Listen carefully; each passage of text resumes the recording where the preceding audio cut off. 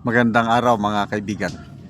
Bigyan natin ng reaksyon, opinion itong post ang balita ngayon. Title, Jay Zonza nagpahayag ng pag-alala matapos kinahon si Maduro. Nagpahayag ng pangamba ang veteranong broadcaster na si Jay Zonza kaugnay ng mainit na sigalot sa pagitan ng United States at Venezuela matapos iugnay ng Amerika sa coke, alam nyo na yung coke pulburon, at corruption ang Venezuelan President na si Nicolas Maduro. Sa isang pahayag, hindi itinago ni Zonza ang kanyang kaba, hindi lamang para sa Venezuela, kundi pati na rin para sa presidente ng Pilipinas. Kinahon ng USA si President Maduro ng Venezuela dahil sa coke, polboron at korupsyon. Hindi tuloy ako mapalagay para kay President Marcos. So, may nabasa rin akong post ni Congressman Kiko Barsaga. Ganyan din ang kanyang sinasabi na nangangamba ako, sabi ni Congressman Barsaga, baka kung ano ang ginawa ng Amerika sa presidente ng Venezuela ay gagawin din sa Pilipinas. Ano sa tingin nyo? Anong posibilidad na kidnapin din ng mga Amerikano ang presidente ng Pilipinas? Kung ako ang inyong tatanungin, parang malabo. Kasi magkaiba sila ng stand. Ang Pangulong Marcos Jr. ay mabait na tumatalima sa kagustuhan ng US. Samantalang si Maduro ay talagang lantarang lumalaban sa US. Kasi lahat ng kalaban ng US ay kaibigan ni Maduro. Example, China, Russia, North Korea, yung mga Hamas, Hezbollah, lahat na kumakalaban sa US, kaibigan ni Maduro. At lantaran pang china-challenge ni Maduro ang US na come here and get me. Hinahamon niya kunin niyo ako kung gusto niyo.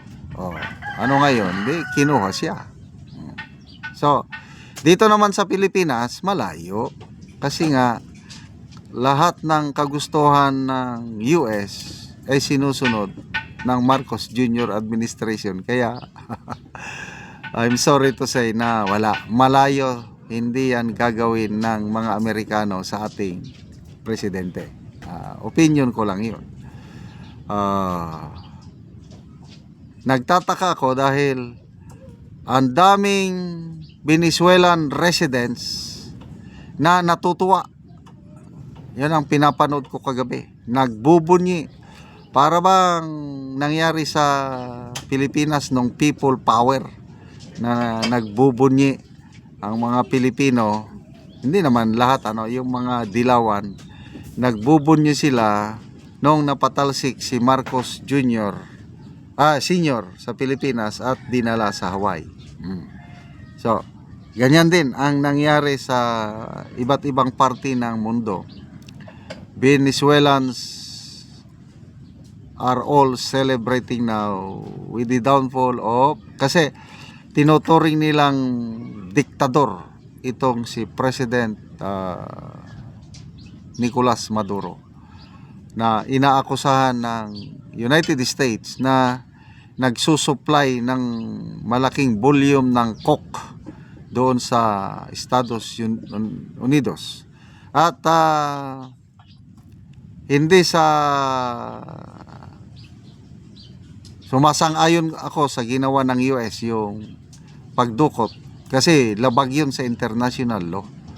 Kailang marami ngayon ang pumupuri kay US President Donald Trump sa US, kahit yung mga mga kalaban niya sa politika, mga democratic politicians, pinupuri nila. Kasi kahit nung panahon ng Biden administration, ganyan na talaga, palaban itong Maduro laban sa administrasyon ng Amerika, Trump man or Biden. Kaya ngayon na isakatuparan ng Amerika na dukutin itong si Maduro, yun, nagkakaisa sila mga political leaders. Except yung yung mayor ng New York, matapang, yung bagong nahalal na mayor. Matapang siya, kinukundina niya yung ginawa ni President Donald Trump. May napanood akong video, nagsasalita si President Putin ng Russia na his warning. Nag-warning siya sa US sa ginawa niyang ito at sana hindi mauwi ito sa malakihang gerian na naman ng mga superpower. Kasi grabe talaga ang friendship ng Venezuelan President sa Russian President, Chinese President at saka North Korean President. Nagtutulungan sila laban sa Amerika at ito na. Mayroon pa bang international law na masusunod pagkatapos nito? Palagay ko malaking dagok ito sa international law.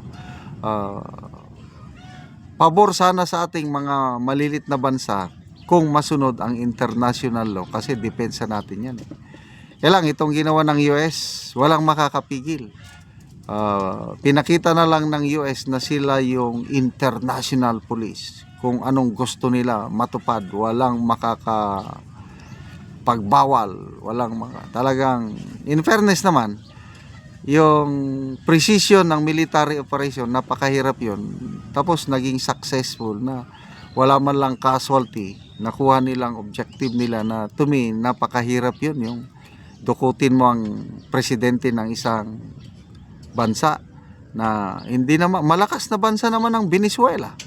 Hindi namang pipitsuking bansa na katulad natin. Malakas din ang kanilang armed forces. Kaya lang, believe ako sa US Armed Forces. No doubt, sila na yung pinakamalakas, pinakamagaling na mga sundalo sa buong mundo. Okay, salamat mga kaibigan sa inyong pagsubaybay sa ating channel. Nakakatulong kayo ng malaki sa tribong Talandig ng Bukidnon dahil ang income natin sa channel na ito is pantulong sa tribo. Namimigay tayo ng mga libreng yero at pako para makapagpatayo sila ng mas maayos na tirahan. Panoorin yung video na ito. Una si Angkol ang natagaan og yero. Oh, salamat daw nga tabangan siya og sin. Sandig. So bisandig lang ni Angkol ang yero. So muna ni ang itsura sa iyang balay. O karon mo na ni ang itsura sa balay ni Angkol sa tagaan ng Bugero. So mga buslot-buslot na gyud gipang tapakan lang gani ang uban. Tapak-tapakan ko rin. Makita gid nato nga kuan gid kaayo ang iyang hero.